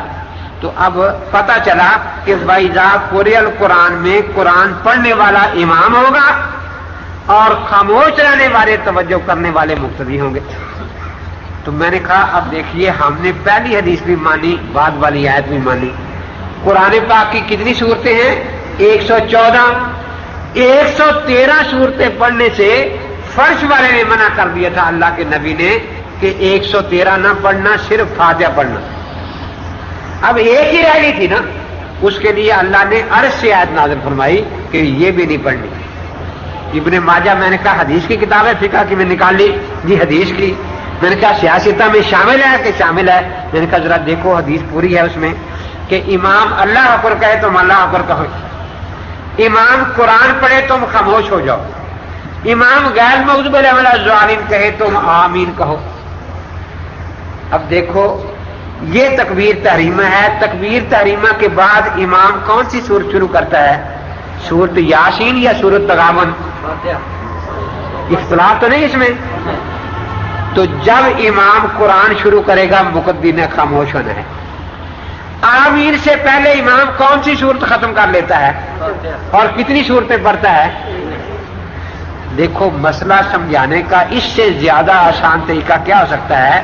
اللہ کے پاک پیغمبر سمجھا رہے ہیں کہ میرے امتیوں جو صورت امام نے تکبیر تحریمہ کے بعد شروع کرنی ہے، جو صورت امام نے آمین سے پہلے ختم کر لینی ہے، اس میں تم نے خاموش رہنا ہے۔ 113 تو پہلے ہی منع کر دی تھی نا، اب قرآن پاک کی اس آیت نے آ کر فاتحہ سے منع کیا ہے۔ پھر اس سے بھی آگے دیکھو اللہ کے پاک پیغمبر ایک آیت تلاوت فرما رہے ہیں غیر المغضوب علیہم ولا الضالین، یہ سورت یاسین کی آیت ہے یا سورت احزاب کی؟ تو دیکھو اللہ کے پاک کے پیغمبر کس پیار سے اور محبت سے اور آسان طریقے سے مسئلہ سمجھا رہے ہیں کہ میرے امتیوں جس صورت میں یہ آیت ہے غیر المغضوب علیہم ولا الضالین وہ امام نے پڑھنی ہے، تم نے خاموش رہنا ہے۔ اب دیکھیے یہ بات قرآن سے ثابت ہوئی، میں نے ان کو دکھایا اور حدیث سے۔ تو میں نے کہا تم جو جھوٹ بولتے ہو کہ ہمارے پاس حدیث ہے، ان کے پاس امام ابو حنیفہ کا قول ہے، اور امام ابو حنیفہ بڑے نیک آدمی تھے، وہ یہ بات فرما گئے تھے کہ اگر میرا قول حدیث کے خلاف ہو تو دیوار پر دے مارنا۔ کہتے ہم نے ابو حنیفہ کا قول دیوار پر دے مارا۔ میں نے کہا تم نے دیوار پر ابو حنیفہ قول نہیں مارا، خدا کا قرآن دیوار پر دے مارا ہے، اللہ کے نبی کی حدیث دیوار پر دے ماری ہے۔ تو میں نے کہا اب یہ پتہ چلتا ہے یہ جو آپ لکھ دیتے ہیں نا دیواروں پر اہل حدیث کے دو اصول، فرمان خدا فرمان رسول، تو پتہ چلا کہ آپ فرمان خدا کو بھی دیوار پر مار دیتے ہیں، فرمان رسول کو بھی دیوار پر مار دیتے ہیں، وہ ماننے کے لیے نہیں، دیواریں کالی کرنے کے لیے، عمل کرنے کے لیے وہ نہیں ہے۔ تو میں نے کہا اب دیکھو کتنا بڑا آپ لوگ جھوٹ بولتے ہیں۔ تو دیکھو مسئلہ سمجھنا مشکل نہیں ہوتا، مسئلہ سمجھنا ہو۔ ایک پادری سے میرا مناظرہ تھا، مجھے کہنے لگا کہ آپ رسول پاک اپنے نبی پاک کے نبی ہونے کی ایسی دلیل دیں کہ جس کو میں توڑ نہ سکوں۔ میں نے کہا میں 100 دن میں بھی دوں گا، تجھے سمجھ نہیں آئے گی، اور طریقے سے دلیل ہوگی تو ایک بھی سمجھ آئے گی انشاءاللہ العزیز۔ کہتا طریقہ کیا ہوگا؟ میں نے کہا تیرے ذہن میں پہلے کوئی پیمانہ تو ہونا چاہیے نا کہ نبی کی نبوت کس طرح ثابت ہوتی ہے۔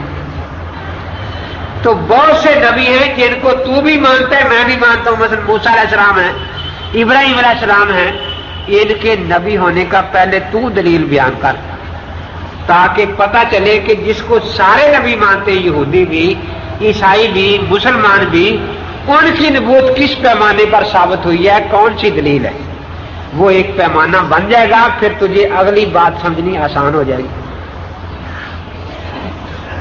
कहने लगा जी मूसा अलैहिस्सलाम ने लाठी मारी दरिया पर और पानी फट गया, ये कितना बड़ा मौजज़ा है। हालांकि सब साइंसदान इत्तेफाक करते हैं कि पानी अपनी सतह हमवार रखता है, वो इस तरह दीवारें नहीं बना करता। बिल्कुल ठीक है, ये अब आपने बताया ना कि मूसा अलैहिस्सलाम का ये मौजज़ा ज़ाहिर हुआ, पानी समुद्र फट गया, ये इतना बड़ा मौजज़ा माना गया कि यहूदियों ने भी उनको नबी माना, ईसाइयों ने भी नबी माना और मुसलमानों ने नबी माना। तो मैंने कहा जिस नबी का मौजज़ा जमीन पर ज़ाहिर हो और जमीन का समुद्र फट जाए वो नबी बरहक, और आमना के लाल जमीन पर खड़े होकर आसमान के चांद की इशारा फरमा दे, उंगली आसमान चांद तक पहुंची नहीं, सिर्फ इशारा किया है, एक तरफ सात वन शक्ल कमर, और आसमान का चांद टुकड़े हो गया। तो जिस नबी का मौजज़ा आसमान पर जाहिर हो, ये मौजज़ा उतना ही ऊंचा है जितना आसमान जमीन से ऊंची है, ऊंचा है। तो मैंने कहा अब इस मौजज़े को न मानना और उस मौजज़े को मानना, ये ऐसी ही हिमाकत है जैसे कि कहे कि जो जमीन से मिट्टी का तेल निकलता है ये तो रोशनी करता है लेकिन आसमान का सूरज रोशनी नहीं देता। अब वो बिल्कुल खामोश। तो देखो ना दलील, अगर जब एक पैमाना उसके ज़हन में आ जाए फिर।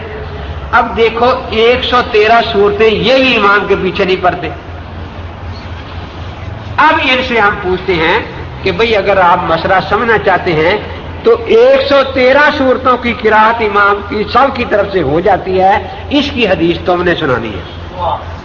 जब 113 वाला मसला हल हो जाएगा फिर 114 हम हल कर देंगे। ये रमजान शरीफ में अमूमन तरावी में कुरान खत्म होता है तो कुछ बयान भी हो जाता है।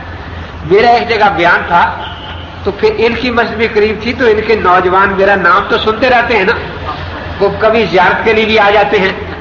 तो 3-4 नौजवान साथ शरारतें भी करते फिर रहे हैं, उछलते कूदते, हमारा भी आज खत्म कुरान है, हमारा भी आज खत्म कुरान है, ये कहते फिरते हैं। मैं तो खैर उनकी आदतों से समझ गया कौन है, लेकिन मैंने पूछा आप कौन हैं? कि जी हम अहल हदीस हैं। तो मैंने कहा देखो शैतान के बारे में हदीस में आता है कि एक दफा सच बोल गया था। आयतुल कुर्सी बता गया ना जब को तुम्हारी किस्मत में सच बोलना नहीं है, झूठ ही बोलना है सारी उम्र तुमने। वो बड़े बिगड़े कि कौन सा झूठ बोला मैंने कहा यही कि हमारा कुरान खत्म हुआ। आपकी तो सिर्फ फातिहा खत्म हुई है, पूरा कुरान तो सिर्फ इमाम ने पढ़ा है, कारी साहब ने। आपने 113 सूरतें तो पीछे पढ़ी नहीं, तो आपकी सिर्फ फातिहा खत्म हुई है। इसलिए ये तो आखिरी रमजान की रातें बड़ी बरकत वाली, इनमें तो जोर से तौबा करो ना। आज दुआ यूं ही मांगना कि या अल्लाह कारी साहब का पूरा कुरान कबूल कर लेना, हमारी सिर्फ फातिहा कबूल करना। कहते नहीं जी वो जो 113 सूरतें इमाम ने पढ़ी वो सब की तरफ से हो गई। तो मैंने कहा 114 से क्या गुनाह हो गया कि फिर वो नहीं होती। रोपड़ी साहब तकरीर फरमा रहे थे, ये कुरान पाक 114 सूरतें, पहली सूरत फातिहा ये कुरान की मां है, कुरान की मां 113 सूरतें इसकी बेटियां हैं। जब 113 सूरतें इमाम पढ़े तो ऐसे अदब से खड़े रहो कि ना जुबान हरकत करे ना होंठ हरकत करे। अब किसी ने चिट लेकर भेजी कि वैजा कोरियल कुरान जब आता है तो सारे कुरान के बारे में फातिहा कि फातिहा कुरान की मां है, कुरान में शामिल नहीं। खैर तकरीर हो गई। एक मलक मोहम्मद बख्श साहब थे, उनका ईंटों का भट्ठा था, वो बैठ गए। हाफिज साहब खाना खा रहे थे, उसने कहा हाफिज साहब माशाल्लाह तकरीर बहुत अच्छी थी, बड़ा दिल खुश हुआ, एक दो बातें समझ नहीं आई, इजाजत हो तो पूछ लूं? हाँ पूछो भाई। कि आपने फरमाया कि 113 सूरतें बेटियां हैं और इतना अदब है कि ऐसे खड़े हो जाओ कि ना जबान हरकत करे ना होंठ। कि बिल्कुल, जैसे जब बेटियों का इतना अदब है तो माँ के आगे बुड़ बुड़ करने का क्या फायदा होगा? माँ का तो ज्यादा अदब एहतराम होना चाहिए ना। कुरान कहता है ला तकुल लहुमा उफ़िन, ऊफ भी ना हो। और आप कहते हैं कि माँ के आगे बुड़बुड़ करते रहो, बेटियों का एहतराम करते रहो। ये अजीब बात है। दूसरा, हजरत हाफिज साहब, जिद होती है लोगों में लेकिन इतनी नहीं होनी चाहिए। अब हनफियों की जिद में आपने ये कह दिया कि फातिहा कुरान की माँ है, ये कुरान में शामिल नहीं। अगर आज जाकर सारे गैर मुकल्लद माँ को घरों से निकाल दे कि निकल जाओ, माँ तो है लेकिन घर में शामिल नहीं है, तो उन बेचारी बूढ़ियों की क्यों आप बददुआएं लेते हैं हनफियों की जिद में आकर? उन्होंने उसी को पूछा भाई आप जो बैठे गैर मुकल्लद, आप जाकर आज माँ को घरों से निकालेंगे ना कि तू माँ है घर से निकल? कि नहीं, कि जब आपकी माँ घर में शामिल है तो कुरान की माँ कुरान में क्यों शामिल नहीं? भाई अजीब बात है ये। कि हाफिज साहब आपने एक बात ये भी फरमाई कि कोई हनफी जन्नत में नहीं जाएगा, ना शाफी, ना मालिकी, ना हंबली, सिर्फ अहल हदीस जन्नत में जाएंगे, सिर्फ अहल हदीस। कि हाँ बिल्कुल ठीक है कि वो जन्नत कितनी बड़ी, इस कमरे जितनी होगी, कमरे जितनी कि हजरत दुनिया में सबसे छोटा फिरका गिनती के एतबार से आपका है, सबसे छोटा फिरका। अगर सारी दुनिया के गैर मुकल्लद इकट्ठे करे तो मेरे भट्टे का गेड़ नहीं भरता। तो अल्लाह ने इतनी बड़ी जन्नती छोटे सी फिरके के लिए बनाई थी। मुझे फरमाते, मैं यहां आपको पढ़ के बता लेता, बस छोटे से फिरके के लिए इतनी बड़ी जन्नत। कि हजरत क़यामत के दिन बड़ी परेशानी तो हुजूर पाक को होगी। सारा इलाका फिरेंगे, कोई जल्दी नजर नहीं आएगा वो शाफी है, वो मालिकी है, वो हंबली है, वो हनफी है। चलते चलते यहाँ पाकिस्तान में, हिंदुस्तान में आएंगे तो कुछ लोग नजर आएंगे सर से नंगे, पांव से नंगे, दाढ़ियों में धूल पड़ी हुई, किसी को सलाम करके राजी नहीं है, ऐसे मुशद्दद। तो हजरत खुश होंगे। फिर कभी इब्राहिम अलैहिस्सलाम को दिखाएंगे कि ये देखो जन्नती मिल गए हैं, कभी नूह अलैहिस्सलाम को दिखाएंगे कि ये 5-4 जन्नती मिल गए हैं मुझे भी, मैं इनको लेकर जन्नत में जाऊंगा। तो हजरत क़यामत के दिन का जो हिसाब किताब है वैसे वो देखने वाला होगा। इमाम बुखारी उठेंगे, अल्लाह ताला डालेंगे बैठ जा, तू मुकल्लिद है इमाम शाफी का, जन्नत में नहीं जा सकता, बैठ जा। बेचारे हाफिज इब्न हजर उठेंगे, उनको डांट के बिठा दिया जाएगा। इमाम ज़ाली उठेंगे, उनको बिठा दिया जाएगा। अल्लामा अनवर शाह अर्ज करेंगे कि या अल्लाह सारी उम्र तेरे नबी की हदीस पढ़ा दे, बैठ जा, हदीस पढ़ा मुकल्लिद है, तू नहीं जा सकता जन्नत में, बैठ जा। अब सारे देख रहेंगे हैरान होकर कि या अल्लाह पता नहीं जन्नत में जाएगा कौन आज। तो एक आदमी देखा कि वो नंगे पांव भाग रहा है जन्नत की तरफ। हाफिज इब्न हजर ने उठकर देखा भी जरा शक्ल तो देखें कौन है, उसको पकड़ा। उसके हाथ में छोटी सी किताब थी। ये किताब कौन सी है जी? बुलूगुल मराम। हाफिज साहब अर्ज करेंगे या अल्लाह मैं बुलूगुल मराम लिखने वाला तो दोज़खी, मैं तो जन्नत में नहीं जा सकता, और ये जो इसका एक सफा सही पढ़ भी नहीं सकता, ये बुलूगुल मराम की बरकत से जन्नत में जा रहा है। अजीब ही मसला है कुछ। तो क़यामत के दिन उसने फिर मलिक साहब ने कहा, उसने तकरीबन कुछ मेरी सुनी थी कि मलिक साहब, हाफिज साहब हमने तो सुना है कि हदीस पाक में आता है कि क़यामत के दिन जन्नतियों की 120 सफ़े होंगी।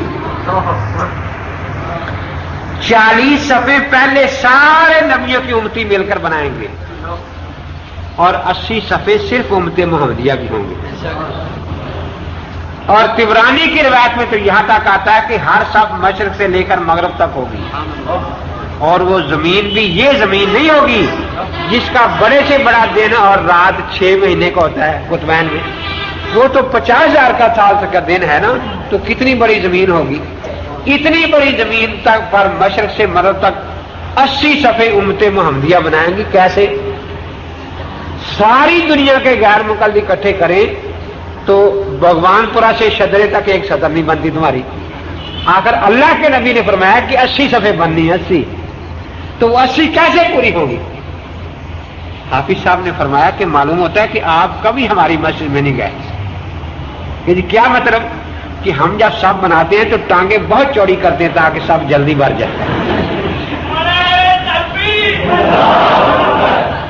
यानी हमारे यहां भी सब सीधे करने का मसला तो है, लेकिन हम कहते हैं कि सब भी सीधी रहे और नमाजी भी सीधे ही रहे। یہ کہتے نہیں جب تک نمازی پورا کارٹون نہ بنے اس وقت تک صاف سیدھی ہوتی نہیں، ایک ٹانگ ادھر ہو ایک ادھر ہو پھر کہتے صاف سیدھی ہوتی ہے۔ ایک مجھے کہنے لگا جی یہ تو سنت ہے، میں کہا سجدوں میں ٹانگیں کہاں ہوتی ہیں، وہاں سے اکٹھی ہو جاتی ہیں، اس وقت خلاف سنت کیوں پڑھتے ہو، میں دکھاؤ کہاں تک سنت ہے۔ تو حافظ صاحب نے کہا کہ ہم جب صفے بناتے ہیں تو اس وقت ہم ٹانگیں بہت چوڑی کرتے ہیں تاکہ صفے جلدی بھر جائے، کہ حضرت آپ جتنی کاٹ کاٹ بھی ٹانگیں پھینکنا شروع کر دیں تو 80 صفیں آپ سے نہیں بنیں گی، اس لیے جب تک یہ مقلدین شامل نہیں ہوں گے نا صفوں میں، اسی لیے خواجہ محمد پارسا رحمۃ اللہ علیہ فرماتے ہیں